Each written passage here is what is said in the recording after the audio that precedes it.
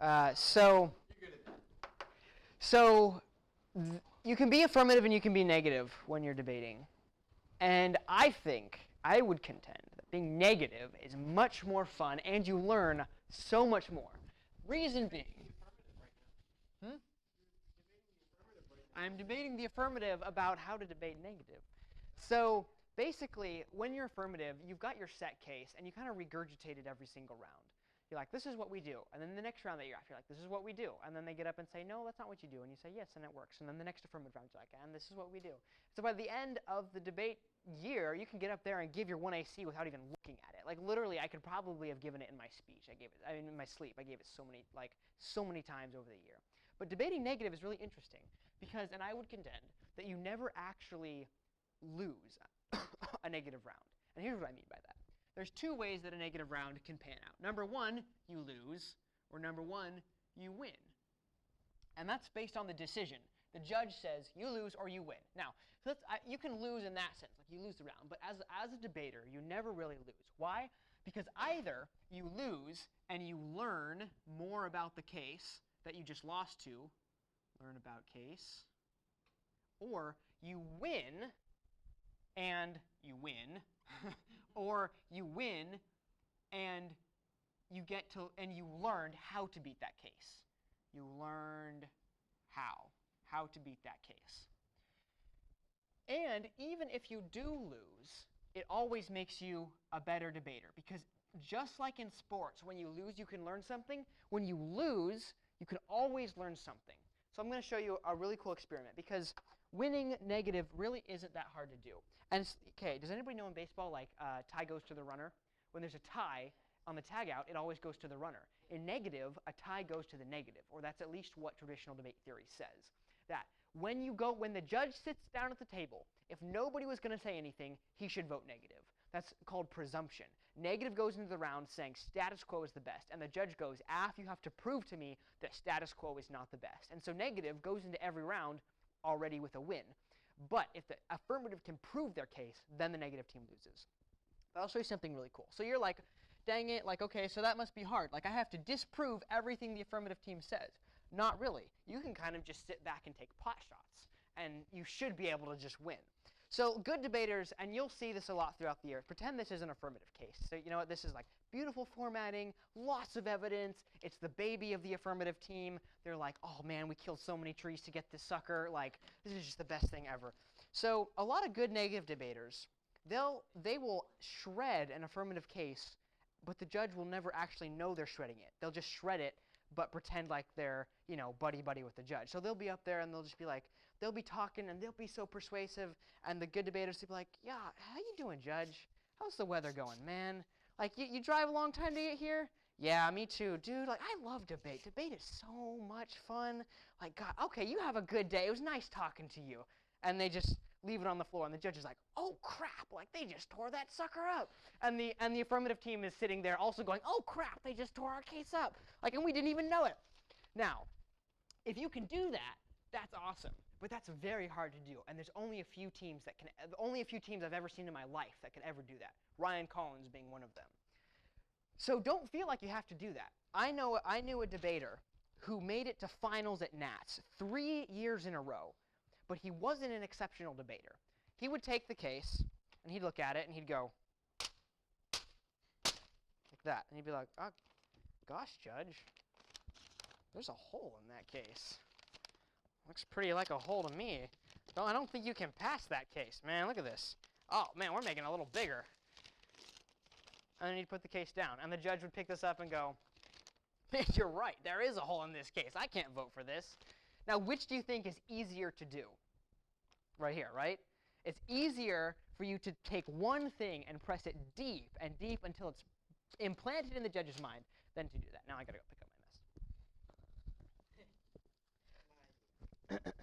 So, even a great debater can get to this point and stay at this point, whereas the exceptional debaters do this. Now, if you can do this, by all means do it.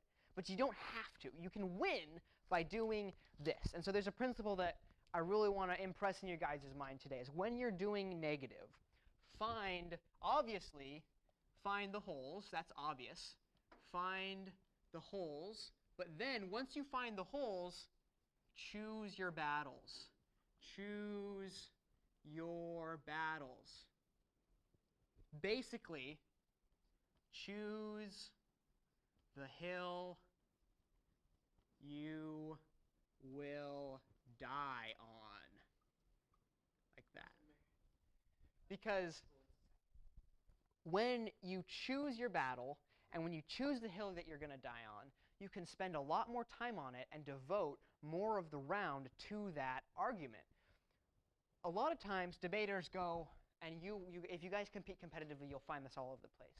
They're like, Judge, I've got 7 arguments for why this is wrong, or I've got 4 disadvantages I need to get through. And they're like, 1, 2, 3, 4. And they're like, this is true, this is true, this is true, this is true. And then Af gets up and goes, you know what, I'm going to respond to these, and I'm going to clump this, and then we're going to talk about that, and boom, I responded to those. And then they bring up the 4 disadvantages back, and they're like, oh, we're so cool. We've got 4 disadvantages. Whereas a lot of negative teams, and this is my personal approach, is I would go, I think these 2 are the best. I'm going to do 1 disadvantage, I'm going to do 2 disadvantages, and I'm going to talk about this, I'm going to talk about why it's bad, I'm going to talk about why we win, I'm going to talk about how bad it is again, and then I'm going to talk about how bad it is a 3rd time. The second one, we're going to talk about how bad it is, we're going to tell the judge why it happens, this is our evidence, and we're going to talk about how bad it is again, and then we're talking about why we win the round, and then we're going to talk about how bad it is one more time. And the judge, as you're building this, the judge is like, man, this is really bad. Gosh, man, that's really bad. Man, you know what? This thing sucks. That's so bad. And so then the affirmative team gets up here and goes, oh, we're going to respond. Look how cool we are. We responded to your disadvantage. But the judge doesn't buy it because you already persuaded him with the first argument you had. You don't have to win him over here, or like over here in this round, the debater is going to win the judge over here. But you already won him over here because you've provided analysis, you provided reasons, you provided real-world examples, you provided evidence, and then you impact weighted out at the very end. And you won the judge right there, and this guy already lost right here because the judge is looking for a satisfactory response. And if he gets anything less than a perfect response, he's going to vote for you. If he gets anything less than a detailed response, if he gets a 2-line response, he's not going to buy it. Even if he gets a 3-line response, he's not going to buy it. He will only buy it if he gets the same amount of analysis that you gave him in the opening speech. So that's what Ethos really tries to teach people. Ethos tries to teach people, go deep with your arguments and make them important to the judge rather than going for the amount of arguments. Go for quality. Quality, exactly, over quantity. In debate, quality is what wins, not quantity. Unless you're debating in NFL or NPDA, in which they speed, then it's all about quantity. It's about how fast you can respond to it. But in STO and in NCFCA, and in life, I may add, it's all about quality. Quality, quality, quality. So when you're making briefs, when you're making your negative briefs, pick out the best arguments, and then flesh that out. The card says one thing, but put an impact to that card. Think about other reasons why that card is right. List 2 more reasons. Try to find an argument that is well structured and persuasive, and not just a card that you're going to read in the round. Because a lot of times, when you just read the card, that's all the judge hears. He hears the card. But when you make it an argument with an impact, he hears the argument with that impact. All right. So, and this is also what's really easy. So guys, can anybody name the 4 stock issues for me? Inherency, topicality, significance, and solvency. Okay. Okay. Perfect. In debate theory, in order to win, you just need to take out 1. That's all you need to do. That doesn't mean you should spend the whole round focusing on 1, but that just means if you hit 3, you bring up 3 arguments, and throughout the whole round, you debate these 3 arguments, and you win 1, you win. Now, that doesn't mean the judge will vote for you, but that means in traditional debate theory, you win. And if the judge knows his or her debate theory, then they'll know that you're going to win. All right, so we're going to talk about before the debate, how you can prepare to win negative, because in policy, a lot of it's research. And then we're going to talk about the actual debate, and then we're going to talk about post-debate. That's how you can look at negative rounds, how you can become a better debater. Pre-debate, during the debate, and then post-debate. So let's look at before the debate. How can you win before the debate has actually started? Now, this really intrigues me because a lot of people go, you can't actually win the debate until you're debating. And that's completely not true. You can win the debate before you even get up to the lectern. And as I was telling Tucker, the last round I ever had in high school at nationals, I knew I was beat by the second negative speech, by the 2NC. I sat down from a speech and I was like, dang it, like 45 seconds through this guy's speech, I was like, they got us. Like, and my affirmative case was like so beautiful. Like, it was the best thing since sliced bread. And during the middle of his 2NC, I knew he had us beat. And that's what a good negative team can do. They can take all of the principles that I'm going to show you today, and they can apply them. And you can sometimes, if you're really good, win certain cases, win the debate with the preparation before it even takes place. So let's start with the basic. Know your evidence. As you know, we're telling you guys, read the evidence, read the evidence. A good negative team will always be prepped for the case that they're going to hit. There'll be the best negative teams do a lot of maybe not even research, but just a lot of knowledge, have a lot of knowledge and a lot of know-how on the cases that they're going to hit.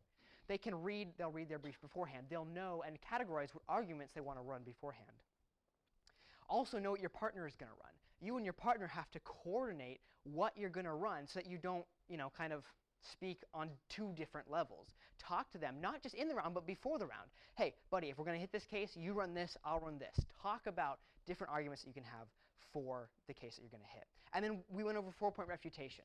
Use 4-point refutation. That is some of the best and organized ways to beat cases, using 4-point refutation. So we talked about that. Also, what did we talk about? Being able to narrow down the big picture, right? If this is the argument and the good debaters are like, blah, blah, blah, this is what really matters, right?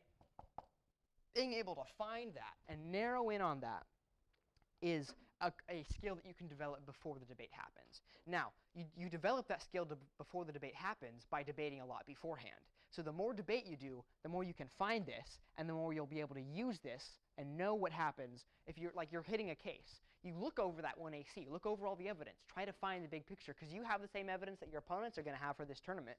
Look over that stuff, find the big picture.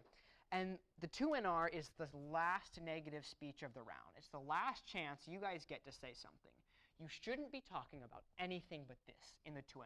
You maybe respond to a few things that are important in the round. Make sure the judge knows. Don't drop arguments. Respond to what's important in the round, and then bring up your voters.